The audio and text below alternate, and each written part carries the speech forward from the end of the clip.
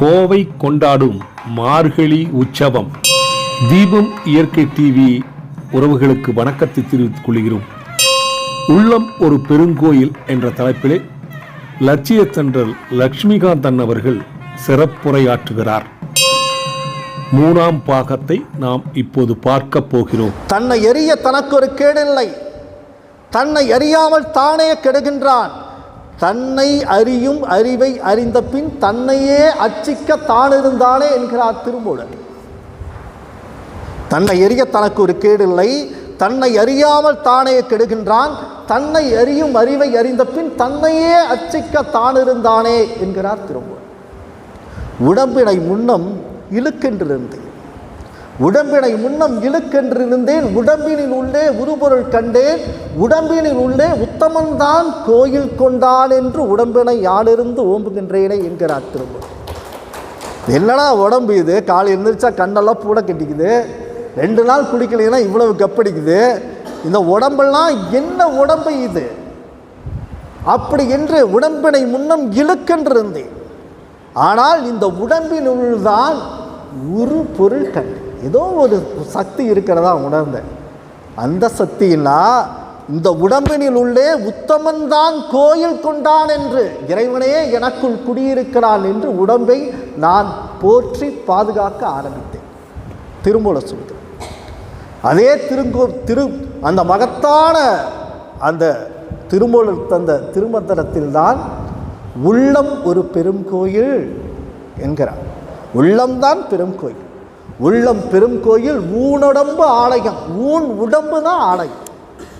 நான் இந்த நிகழ்வில் உங்களுக்கு ஒரு செய்தி சொல்லணும் அப்படின்னா, முத்தாய்ப்பாக நண்பர்களே, இந்த உள்ளத்தை பெரும் கோயிலாக நினைத்து இந்த ஊன் உடம்பை நீங்கள் ஆலயமாக போற்றி வழிபட்டால் எங்கும் நிறைந்திருக்கிற பரம்பொருள் உங்கள் உடம்பில் உங்கள் மனதில் வந்து நிச்சயமாய் நிற்பார்.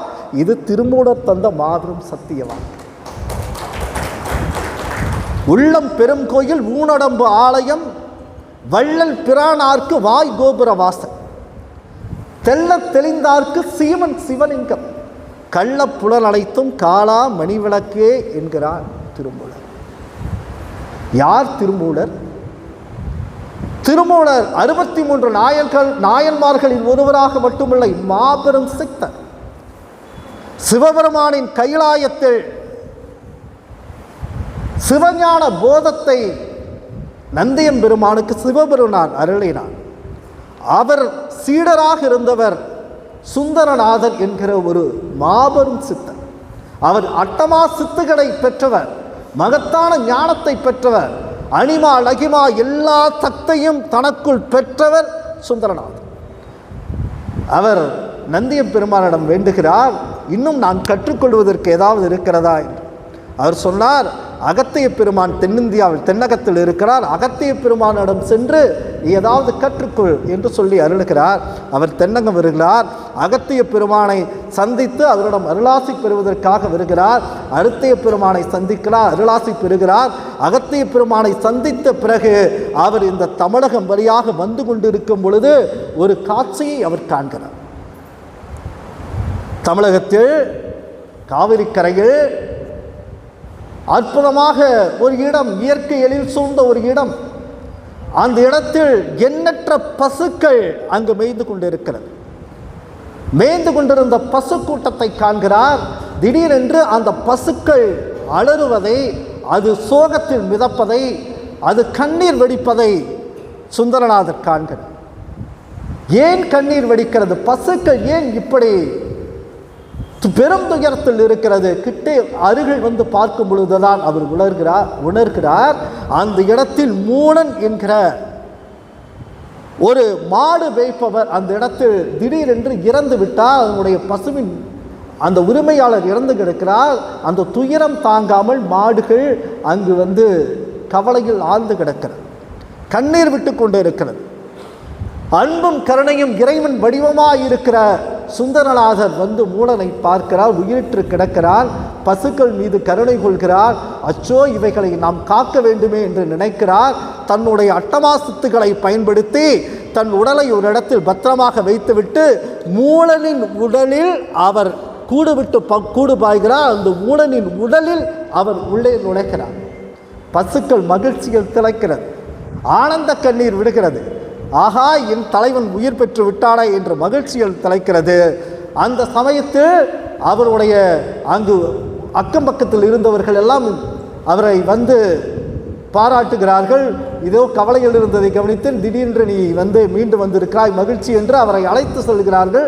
அழைத்து செல்லும் போது இவருக்குள் ஒரு சின்ன தடுமாற்றம் இருக்கிறது. இவரின் உடலில் நான் இருக்கிறேன், இவரை எல்லோரும் என்னை மூலனாகவே நினைத்து கொண்டு இருக்கிறார்களே என்று நினைக்கும் பொழுது மூடனின் மனைவி வருகிறாள். தன் கணவனை பார்த்து மிக சகஜமாக வா வீட்டிற்கு என்று அழைத்து செல்கிறார். இவர் தடுமாறுகிறார். அச்சோ, நான் உன் கணவன் இல்லையே என்று இவர் வந்து தடுமாறுவதை பார்க்கும் பொழுது இவரிடம் ஏற்பட்ட மாற்றத்தை பார்த்து அந்த பெண் பயம் கொள்ளுகிறாள். ஒரு நாள் இப்படியே போகிறது. அடுத்த நாளும் இவன் கொஞ்சம் மூலர் ஒரு இடைவெளியை கடைப்பிடிப்பதை பார்க்க வேண்டுகிறாள் அவள் மனைவி. அடுத்த நாள் அங்கு இருக்கிற மக்களிடம், ஊர் பொதுமக்களிடம் ஒரு பஞ்சாயத்து சொல்லுகிறார். என் கணவன் முதல் போல் இல்லை, என்னிடம் நெருங்கி பழகுவதில்லை, நான் தரும் அன்னத்தை அவர் புசிப்பதில்லை, இடைவெளி காட்டுகிறார், இவர் மீது எனக்கு சந்தேகமாக இருக்குது, நீங்கள் என்னென்று விசாரிங்கள் என்கிறார். அவர் திருமூலர் சொல்லுகிறார், அந்த மூலன் சொல்லுகிறார், உண்மையை சொல்லுகிறார். நான் வந்து கொண்டிருந்தேன், நான் ஒரு சித்தன், ஒரு துறவி, நான் வரும்பொழுது இங்கு மாடுகள் ஒரு கவலையுற்றிருந்தன, அவர்களை மீட்பதற்காக நான் இந்த உடலில் வந்திருக்கிறேன் என்றால் யாரும் நம்பலை. அப்படி என்றால் இங்கிருக்கு, நீ அந்த உடலை விட்டுட்டு வந்தீங்களா, அந்த உடலை காட்டுங்க, நாங்கள் நம்புகிறோங்கிறாங்க. அங்கே போய் பார்த்தால் அந்த உடலே மாயமாய் இருக்கிறது. அப்பொழுது மூலர் நினைக்கிறார், இது இறைவன் தந்திருக்கிற ஒரு பரிசு, இறைவனின் திருவிளையாடல், நான் இங்கு இருக்க வேண்டும் என்பது இறைவனின் விருப்பம், அப்படி இருந்தால் அப்படியே நடக்கட்டும் என்று அதே ஊரில் மூடனின் உடலில் திருமூலராய் உருவாரி அதே ஊர்ப்பகுதியிலிருந்து ஒவ்வொரு வருடமும் ஒரு வருடம் முழுவதும் அமர்ந்து தியானம் செய்து இறைவனை நினைத்து நினைத்து நினைத்து நினைத்து வருடத்திற்கு ஒரு பாடலாக எழுதி 3000 பாடல்களை உலகத்திற்கு தந்த ஒரு மகத்தான ஞானி சித்தன் திருமூலர்.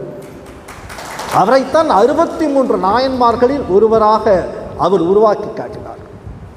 என்னுடைய மெய்யன்பர்களே, இந்த தமிழ் சைவ சமயத்தில்தான் ஒரு மனிதன் இறைவனை தனக்குள் உணர்வதற்கான, தன்னை அறிவதற்கான மகத்தான ஞானத்தை அவர்கள் தந்திருக்கிறார். வேறு எந்த சமயத்திலையும் அது கிடையாது. அந்த மாபெரும் இறைவன் ஞானத்தை அடைவதற்காக 4 வழிகளை சைவ சமயம் தந்தது. முதல் வழி சரியை, கிரியை, யோகம், ஞானம். அது என்ன சரியை, கிரியை, யோகம், ஞானம்? ரொம்ப எளிமையாக சொல்லலாம் அப்படின்னு சொன்னா, சரியை என்றால் புற வழிபாடு, கிரியை என்றால் புற வழிபாடோடு கூடிய அக வழிபாடு, யோகம் என்றால் நமக்குள் இருக்கிற இறை சக்தியை தியானிப்பது, நமக்குள் இருக்கிற இறைத்தன்மையை, உயிரை தியானிப்பது. ஞானம் என்றால் எல்லையற்ற பரம்பொருளோடு இரண்டர கலப்பது தான் ஞானம். நீங்கள் உலகத்தில் இருக்கிற எல்லா மார்க்கங்களும் புற வழிபாட்டை மட்டுமே போதிக்கின்றன. எல்லா மதங்களும் புற வழிபாடு, புற வழிபாடு, புற வழிபாடு. அக வழிபாட்டை பற்றிய சொல்லிய மார்க்கங்களே எங்கும் இல்லை. ஆனால் தமிழர்கள் மட்டும்தான் அகம் புறம் என்று இரண்டாக வைத்தான். அது இலக்கியங்களில் ஆகட்டும், எல்லாவற்றிலும் நீங்கள் மெய்யியலிலே நீங்கள் புற வழிபாடு, அக வழிபாடு, தனக்குள் இருக்கிற இறைவனை உணர்வது, இறைவனோடு இரண்டர கலப்பது என்று அற்புதமாக வைத்தார்கள். இன்னைக்கு நம்முடைய சிவாச்சாரியர்கள் ஓடும்போது அற்புதமான அந்த இசையை தந்தார்கள். இறைவனை ஏழிசையாய் இசைப்பயனாய் என்னுடைய தோழனுமாய் என்கிறார் நாவுக்கரசர். ஒரு மாபெரும் பொக்கிஷம் நம் மண்ணில் வழங்கப்பட்டிருக்கிறது என்று சொன்னால் அது திருவாசகம் என்கிற அற்புதமான அந்த இறை துதி. அதற்கு இணையானது இந்த உலகத்தில் இல்லை. இதை நான் சொல்லவில்லை. கிறிஸ்துவ மதத்தை பரப்புவதற்காக ஜியோ போப் என்கிற ஒருவர் வருகிறார். கிறிஸ்துவ மதத்தை பரப்புவதற்காக தமிழ்நாட்டுக்கு வருகிறார். அவர் தமிழை கற்றுக்கொள்கிறார், தமிழின் இனிமையை உணர்கிறார். அவர் திருக்குறளுக்கு உரை எழுதுகிறார், அவர் திருக்கோவைக்கு உரை எழுதுகிறார், அவர் திருவாசகத்திற்கும் உரை எழுதுகிறார். நமச்சிவாய வாழ்க, நாதன் தாழ் வாழ்க, இமைப்பொழுதும் எண்ணெஞ்சில் நீங்காதான் தாழ் வாழ்க, கோகடி ஆண்ட குருமனிதன் தாழ் வாழ்க. இங்க இருக்கிற மெய்யன்பர்கள் ஒரு வினாடி நீங்கள் கவனிக்க வேண்டும். தமிழின் சிறப்பு என்ன தெரியுங்களா? உச்சரிக்கும் பொழுதே பலன் தருகிற, உடலில் ஆயிரம் ஆயிரம் மாற்றங்களை நிகழ்த்தவல்ல ஒரே மொழி தமிழ் மொழி தான். வாழ்க என்கிற அந்த ஒரு வார்த்தை நீங்க ஒரு வினாடி உங்களுக்குள் சத்தமாக, எவ்வளவு சத்தமாக உங்களுக்குள் உச்சரிக்க முடியுமோ உச்சரிங்க. நமச்சிவாய வாழ்க. இன்னும் நல்ல உற்சாகமா, நமச்சிவாய வாழ்க, நமச்சிவாய வாழ்க,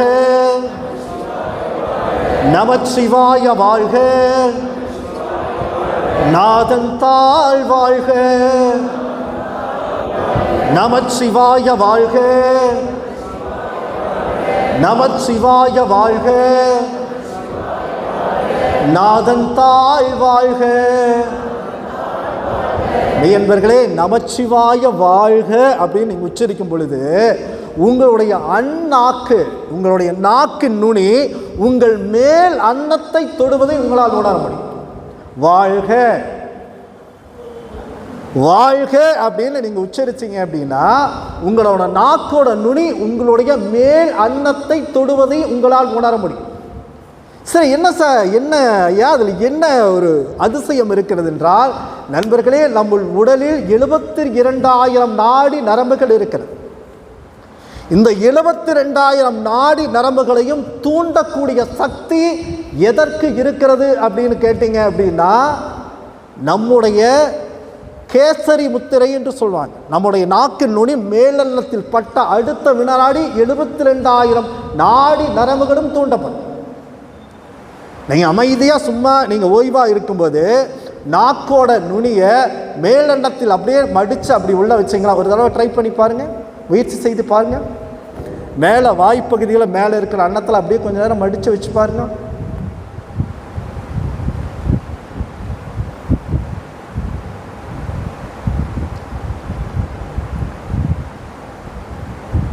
இதை கேசரி முத்திரை என்று சொல்வார்கள். 72,000 நாடி நரம்புகளையும் தூண்டுகிற ஒரு மாபெரும் சக்தி ஆற்றல் இதற்கு இருக்கிறது.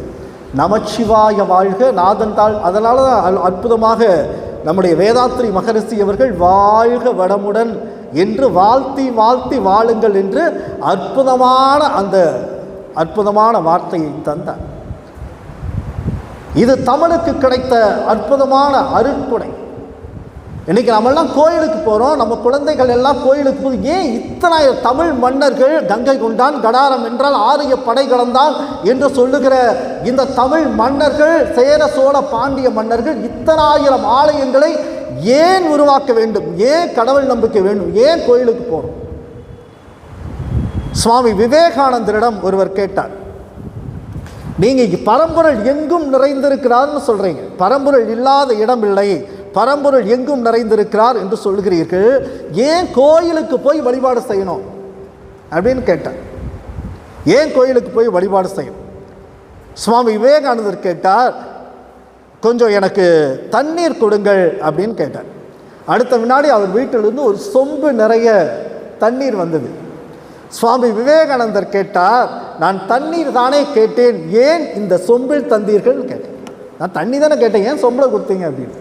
ஐயா, வெறும் தண்ணி எப்படி கொடுக்கணும்? அது எடுப்பதற்கு ஒரு பாத்திரம் வேண்டுமல்லமா, ஒரு களம் வேண்டுமல்லவா அப்படின்னு சொன்னார். சுவாமி விவேகானந்தர் சொன்னார், எங்கும் நிறைந்திருக்கிற பரம்பொருள், அது எங்கும் நிறைந்திருக்கிற மாபெரும் சக்தி, அதை அள்ளி பருகுவதற்கு ஒரு களம் வேண்டும், அதுதான் கோயில்கள்.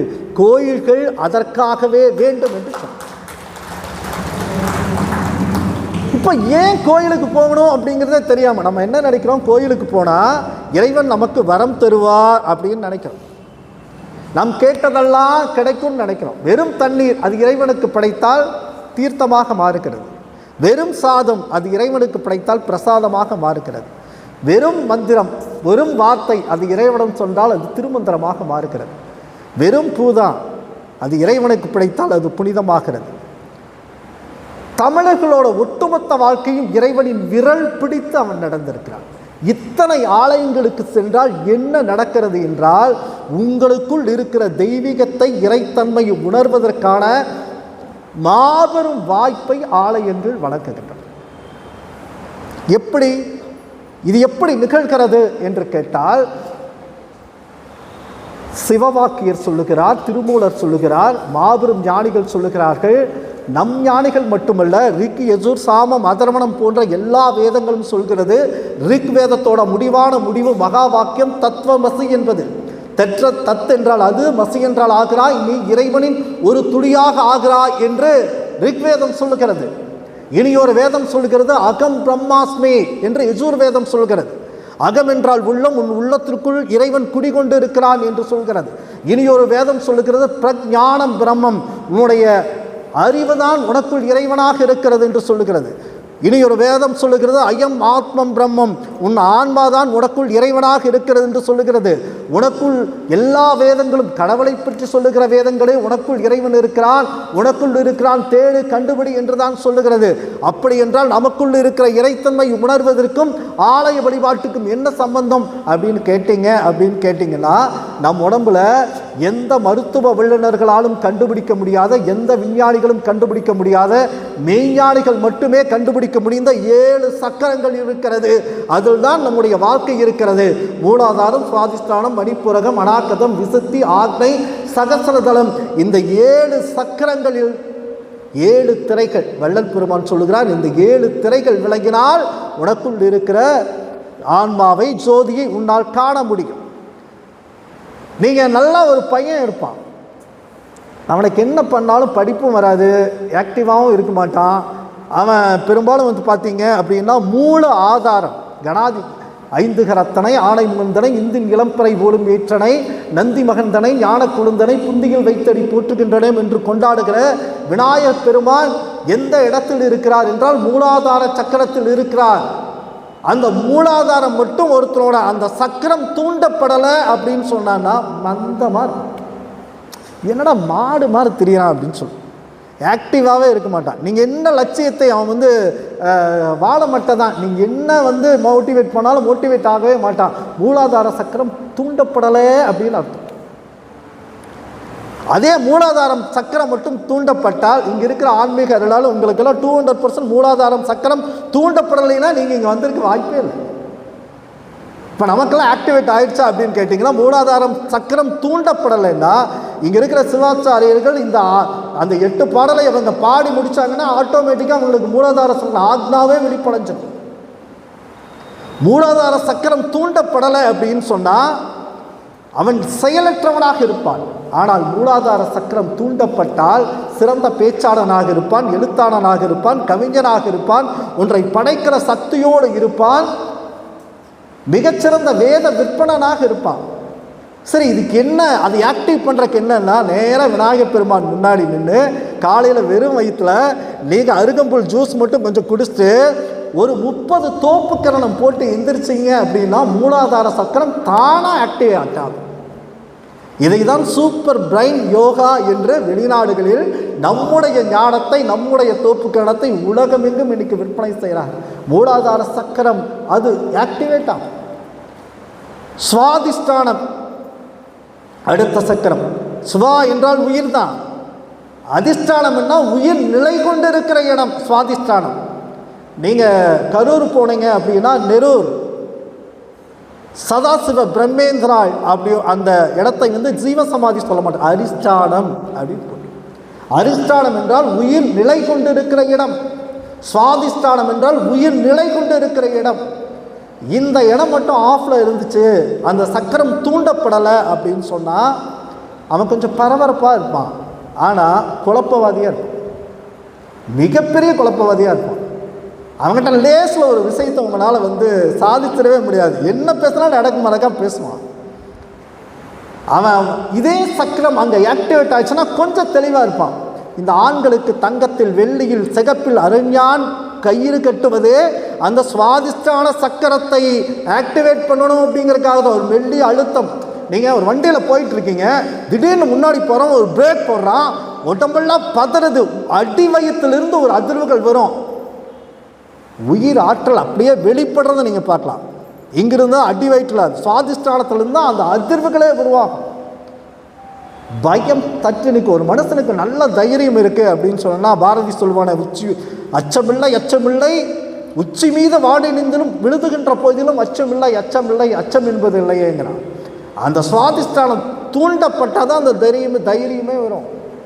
அடுத்த சக்கரம் மணிப்பூரகம், பிரம்மா இருக்கக்கூடிய இடம், படைப்பு துவங்கக்கூடிய இடம்.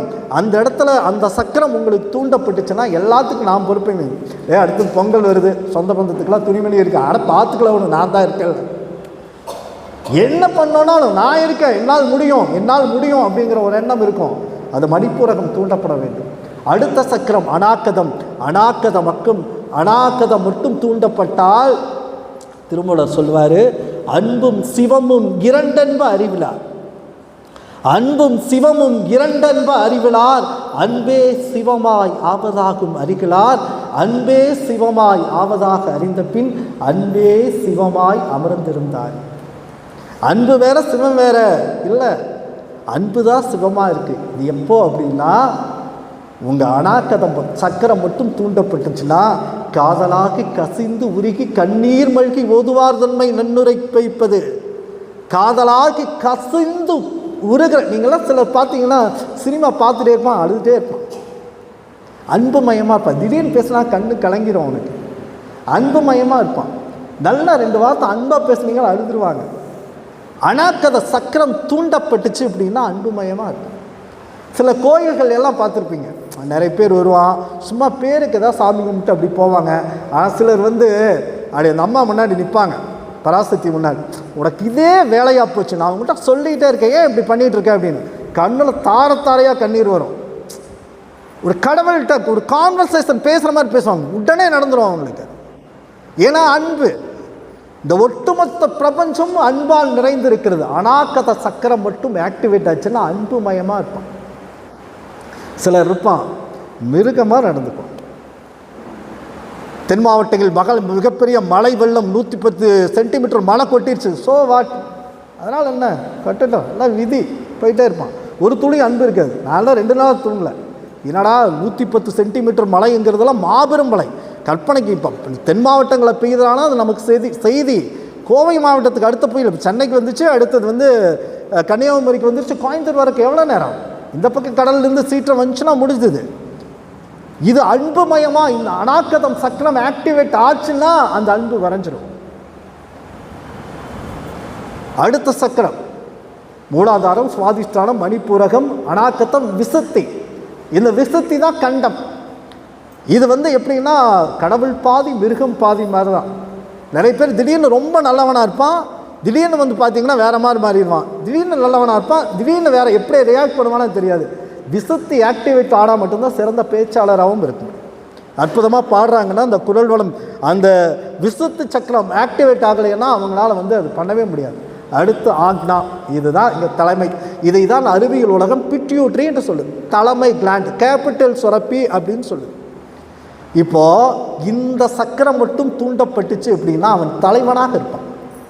அவன் சிந்தனைகளில் தெளிவு இருக்கும், எண்ணங்களில் தெளிவு இருக்கும். இப்போ நீங்கள் நினச்சி மட்டும் பாருங்கள், ஒரு வினாடி நம்ம மனசில் வர்ற எண்ணங்களை மட்டும் யாராவது ஒருத்தர் அப்படியே கேட்ச் பண்ணுற மாதிரி இருந்தானே எப்படி இருக்கு? ஒரு வினாடி நினச்சி பாருங்கள்,